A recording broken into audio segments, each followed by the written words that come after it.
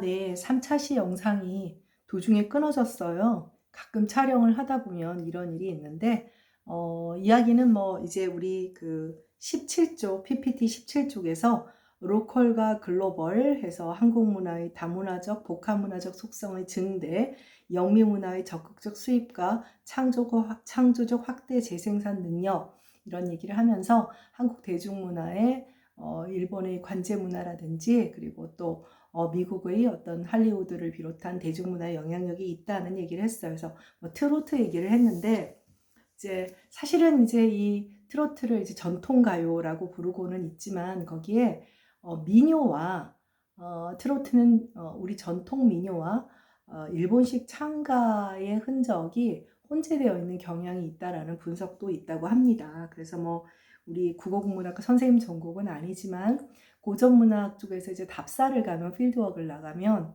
이제 전통 민요를 채취해야 되는데 일본식 창가라든지 노동요라든지 그 태평양 전쟁 시절에 불렀던 그런 어떤 뭐 그 일본식 창가 이제 그 뭐랄까 전쟁을 뭐 찬양한다든지 뭐 이런 것들을 채취해 오기도 해요. 그걸 판단하게 되는데 그러니까 이게 뭐 부정할 수가 없는 그런 어떤 뭐 우리가 그 좋던 싫던 영향을 받게 되는 부분이 있습니다.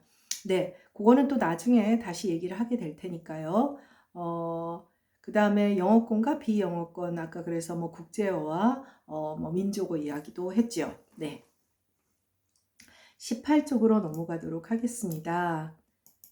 네, 뭐 지금부터는 사실은 좀 가벼운 얘기들, 뭐 그 PPT 페이지 수는 많지만 사진도 있고 해서 앞쪽처럼 뭐 이론적인 얘기는 별로 나오지 않는 4차시는 그런 얘기들이 좀 줄을 이룰 것 같아요.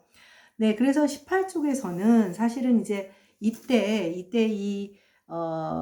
그 BTS가 처음 빌보드에서 각광을 받고 이러면서 도대체 왜일까? 뭐 이런 이야기들에 대한 분석이 굉장히 많았죠. 그래서 뭐 SNS 덕분이다 등등 여러 가지 이야기가 나왔는데 사실은 선생님이 20년도, 그러니까 2020년에 처음 한류어 언어를 준비하면서 BTS와 관련된 자료를 봤을 때만 해도 BTS 노래를 아는 노래라고는 피땀 눈물밖에 없었고 그 노래를 좋아했어요.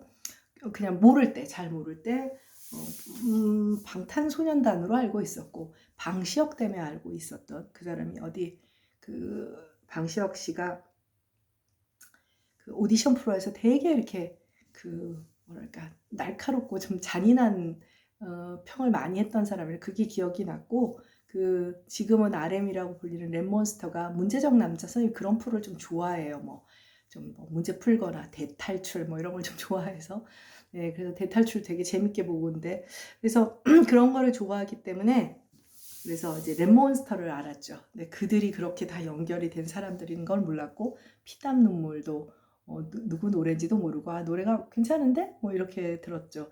지금은 사실 시간이 많이 지나서 선생님도 그 플레이리스트에 방탄 노래가 굉장히 많이 들어있고 또 가사를 보게 되고 이렇게 되면서 20년도에 접근했을 때보다는 조금 더 알게 된 것 같아요. 그래서 지금은 개인적으로 굉장히 매력적인 가사를 느끼게 되는 그런 노래들이 있다라는 것들을 알고 있게 된 거죠. 그래서 왜 이들이 인기가 있는가라는 것들에 대해서 조금은 이해를 하게 됐어요.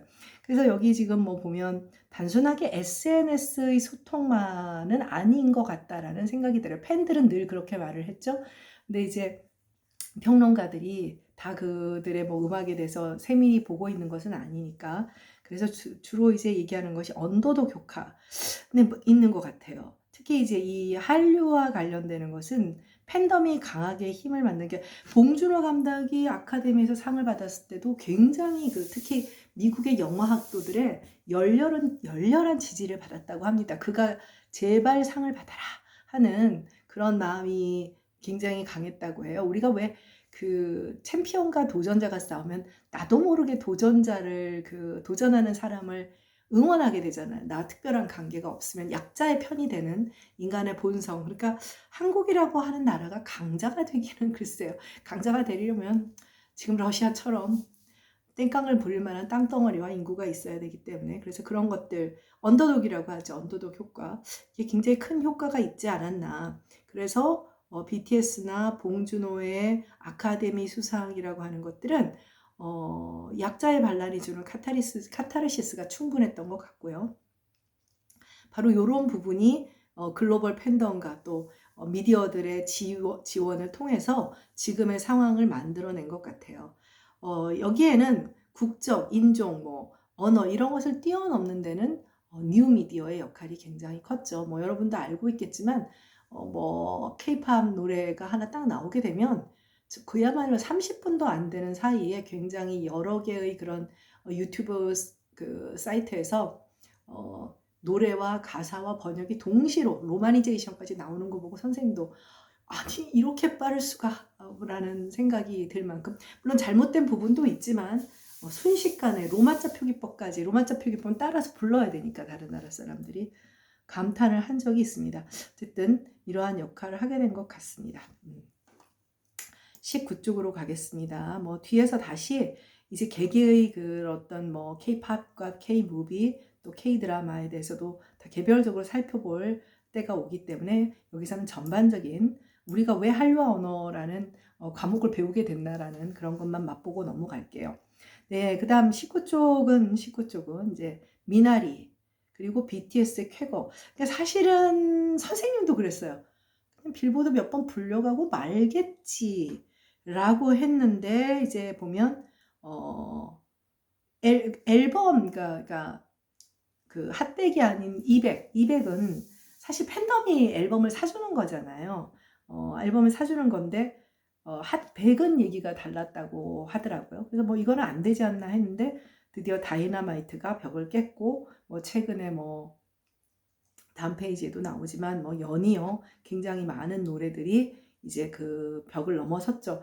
한 가지 아쉬운 것은 Life Goes On을 제외하고는 다 이제 영어 노래예요. 영어 노래라서 물론 뭐 그걸 폄하하는 사람들은 겨우 영어로 했네라고 하지만 이제 사실은 어떤 의미에서는 태권도하고 비슷한 거 아닌가라는 생각이 들어요. 그러니까 과거에 이제 우리가 선진국의 대열에 들어가 있지 않았을 때는 그 어쨌든 올림픽에 가서 메달을 따오는 것이 굉장히 중요한 문제가 됐어요. 지금은 뭐 은메달 따도 상관없고 참여하는 데 믿고 다 박수 쳐주나 하잖아요. 예전에는 이거 뭐 그 메달을 따지 못하면 뭐 현해탄에 뭐 뛰어들겠습니다. 뭐 이런 시절도 있었어요.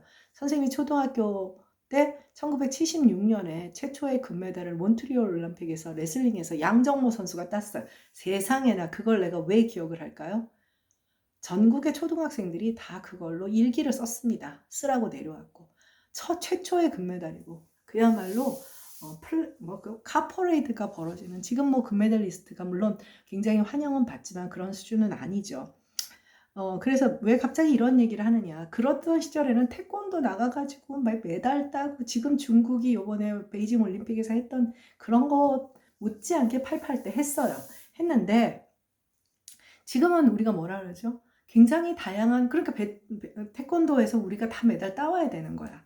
근데 지금은 사실 요번에 그 하계올림픽에서 태권도가 금메달 하나 정도 땄든가. 근데 선생님 그게 바람직하다고 생각해요. 그게 진짜예요.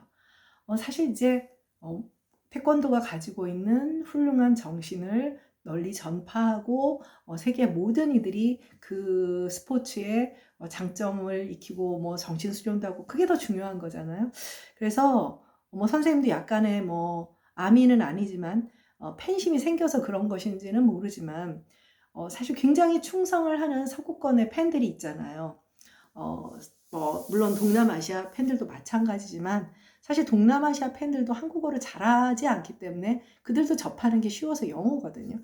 그러니까 그런 서구권의 글로벌 잉글리시, 글로비시라고 하죠. 국제어인 영어로 불러줘서 일종의 팬들에 대한 배려라는, 그러니까 한국어에 능통하지 않은 팬들에 대한 배려라는 그런 생각이 좀 들었어요. 근데 아무래도 이게 그래서 사실 참 언어의 벽이에요. 훨씬 그게 딱 뛰어넘어지니까 이제 핫백에 쉽게 들어가게 되었죠.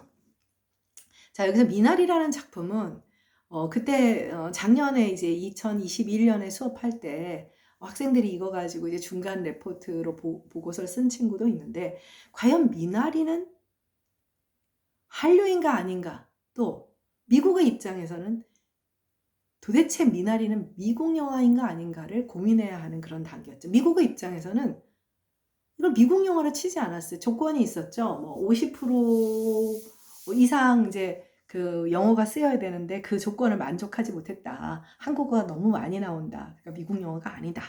이렇게 보고 이제 윤여정 씨가 아카데미 여우조연상을 받는 쾌거를 한 것으로 넘어갔죠. 그리고 올해 이제 2022년에 시상자로 참여를 한다고 하네요. 우리나라 입장에서는 이 미나리라는 작품은 그럼 한류냐? 우리나라에 아주 그 원로 배우가 참여를 했고 한국어가 50% 이상 나왔으니까 한류냐?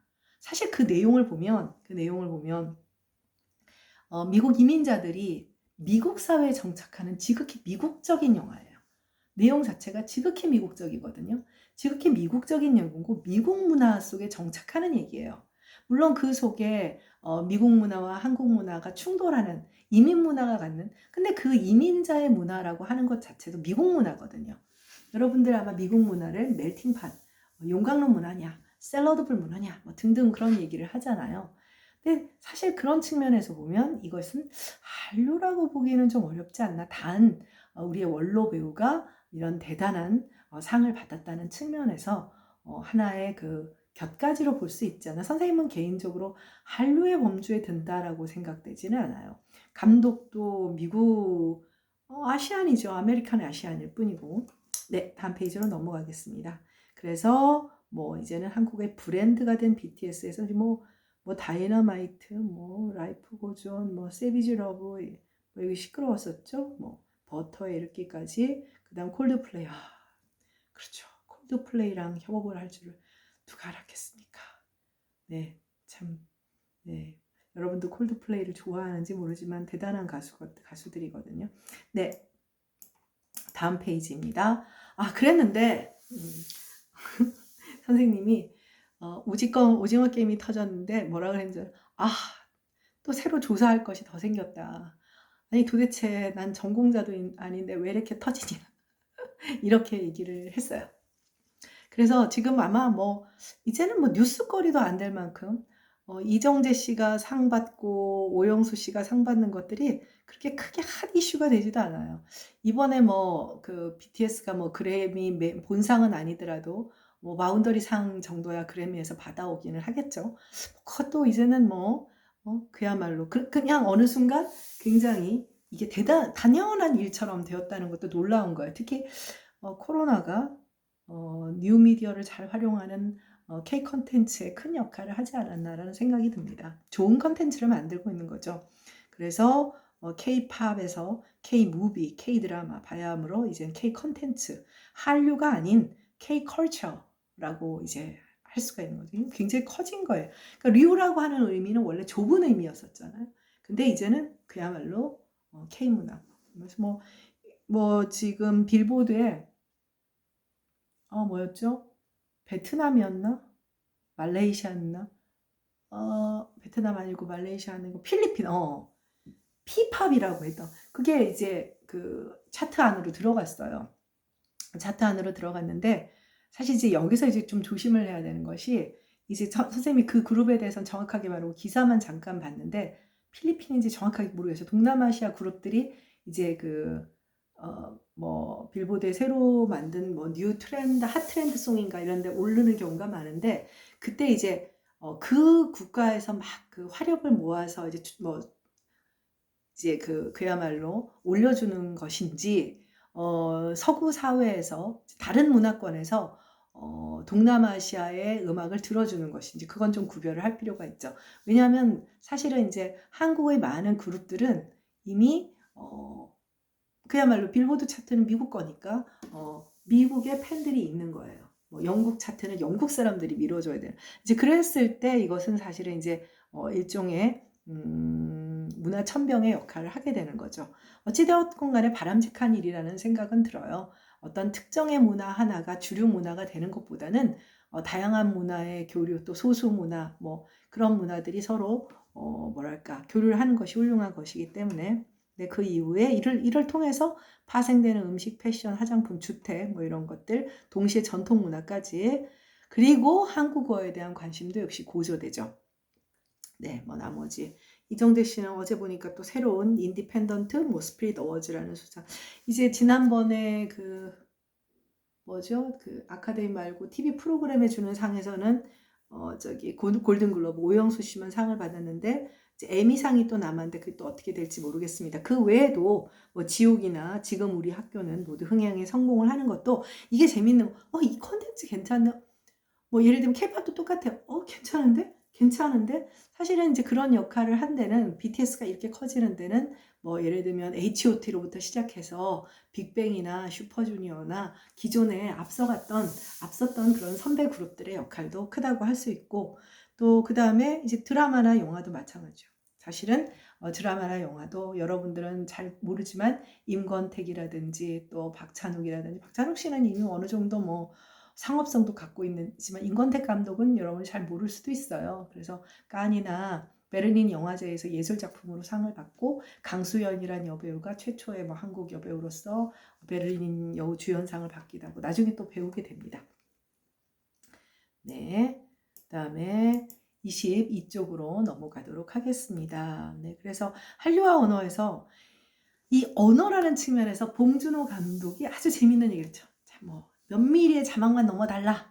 네, 오징어 게임에서 모두들 넘어가 줬어요. 네, 모두들 넘어가 줬죠. 그래서 기생충의 자막, 이때 아주 번역이 큰 문제가 되었지만 방탄소년단 이제 팬 번역가가 등장을 합니다. 이미 뭐 팬 번역가들이 등장을 하고 있죠.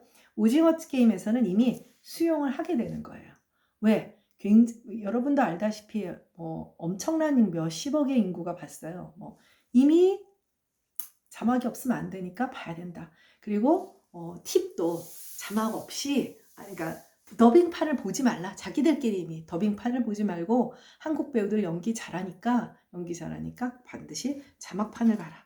이런 얘기까지 하는 단계에 이르렀습니다. 네, 이런 것들이 있죠. 나중에 이제 우리가 수업에서 자막이 갖고 있는 그런 어떤 그 기능과 위력에 대해서도 배우게 됩니다. 네. 자, 이제 한국어로 잠깐 넘어가 볼까요? 최근 자료들을 선생님이 잘 찾지를 못해서 2020년 이후 자료는 이제 사실은 이제 좀 정리가 좀 덜 됐죠. 우리가 출판되어서 나오는 그런 통계 자료들은 아무래도 조금 시차가 있으니 조금 양해해 주기를 바랍니다. 한국어의 위상이 여러분이 생각하는 것과는 달리 굉장히 올라가 있다는 여러분도 알고 있을 거예요. 그래서 한국어의 수강이 지금 2019년 기준에 95% 증가인데 지금은 이제 더 늘어난 것으로 알고 있어요. 세계에서 대학이 가장 많은 국가가 미국이고요. 자그마치 2019년 기준으로 5,300여 개의 대학이 있고 학생 수만 해도 2천만 명에 해당해요. 네, 호재 인구가 2,500만 명인데 어마어마하죠. 그런데 전 세계에서 가장 제2외국어를, 다른 나라 외국어를 공부를 안 하는 나라의 대학생들이 바로 미국 사람들입니다. 필요가 없거든요. 그러니까 자막 버전을 볼 생각을 안 하는 거예요. 모든 사람들이 영어를 써주니. 그래서 외국어를 배우는 학생의 비중은 10%도 안 되는데 그 가운데 이제 한국어만 수강 인원이 굉장히 늘어나고 있어요. 네, 저 때가 95%니까 지금은 24쪽으로 넘어가도록 하겠습니다. 여기 보면 전체 총 인구는 여전히 스페인어와 프랑스어가 많아요. 스페인어는 여러분도 알다시피 히스패닉들이 많기 때문에 자신들의 모국어거든요. 그러니까 당연한 건데 여기서 증가율을 봐야 돼요. 이제 증가율이 높은 언어가 한국어입니다. 한국어죠. 사실 이제 나머지 독일어, 일본어, 이태리어, 중국어, 뭐 아랍어, 라틴어는 좀 얘기가 다르고, 러시아어는 이제 국제어들이에요. 유엔 공통어이거나 이제 나중에 유엔 공통어도 배우고 국제어, 민제어 차이도 배울 텐데, 한국어를 배울 만한, 물론 한국어도 특허와 관련되는 그런 쪽에서는 이제 인정을 받는 이제 경제어로서의 역할은 하지만, 사실 한국어를 배워서 우리가 이것을 국제어로 쓸 일이 과연 외국인들에게 얼마나 있을 것인가. 이제 한국어의 위상이 높아지면 이제 주로 동남아시아에서는 어떠냐면 삼성이라든지 이제 LG라든지 이런 대기업에 취업을 하려고 하는데, 이제 결과적으로 우리나라도 기업에 이제 기업이 커지면 미국도 이제 그런데 이제 취직을 하려고 하는 면도 있지만 지금 한국어 학습의 증가는 K컬처와 좀 더 관련이 많이 있는 것 같아요. 그래서 이 수업 초반에 말했던 학문 목적보다는 도구로서의 한국어를 지금은 더 많이 배우고 나중에 관광 갔을 때 한마디라도 써볼까? 뭐 이러고 또 내가 좋아하는 멤버의 한국어 단어를 하나라도 알아듣고 싶다. 뭐 이런 것과 관련이 있는 것 같습니다. 네, 그리고 미국 대학생 외국어 수강 증가율. 네, 이렇게 해서 전체 총 인구보다는 그만큼 갑자기 인기가 많아졌다. 뭐라는 것을. 그리고 이거는 유럽에서도 지금 이제 선생님이 샘플로 그냥 미국만 소개를 한 것이고, 특히 최근에 이제 굉장히 대중문화라든지 다른 언어에 대해서 빗장을 걸고 있고, 우리만 최고야라고 하는 나라가 미국이거든요. 그러니까 우리만 최고야라고 하는 나라가 미국이기 때문에 미국을 소개하는 것이고, 사실 유럽도 만만치 않은 나라잖아요. 유럽도 만만치 않은 나라고 여러분들 유럽은 가면 생각보다 영어가 안 통해요.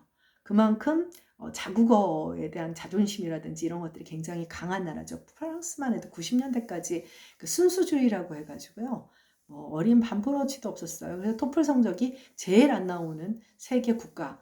꼴찌가 한국 토플 성적 제일 안 나오는 두 나라 하면 한국어랑 한국이랑 일본인데 프랑스도 만만치 않은데 지금은 어쩔 수 없이 그들도 글로벌 잉글리시, 글로비시의 힘을 굴복하고 열심히 영어를 공부를 하고 있다고 합니다. 네, 다음 쪽으로 가도록 하겠습니다. 토픽이라고 하죠. 한국어 능력 시험, 외국인들이 보는 건데 또 2018년 기준으로 지금은 어마무시한 걸로 알고 있어요. 지금 우크라이나 사태가 벌어졌잖아요. 그 우크라이나에서도 한국어 시험 이 와중에 시험을 볼 준비를 한답니다.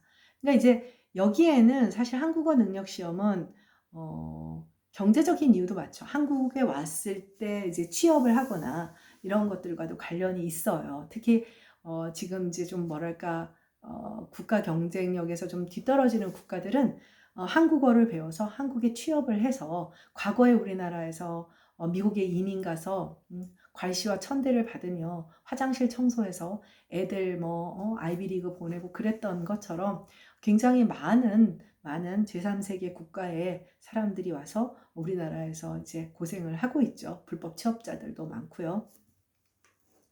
네, 그래서 마지막 페이지를 보면 한국어 학습자의 증가.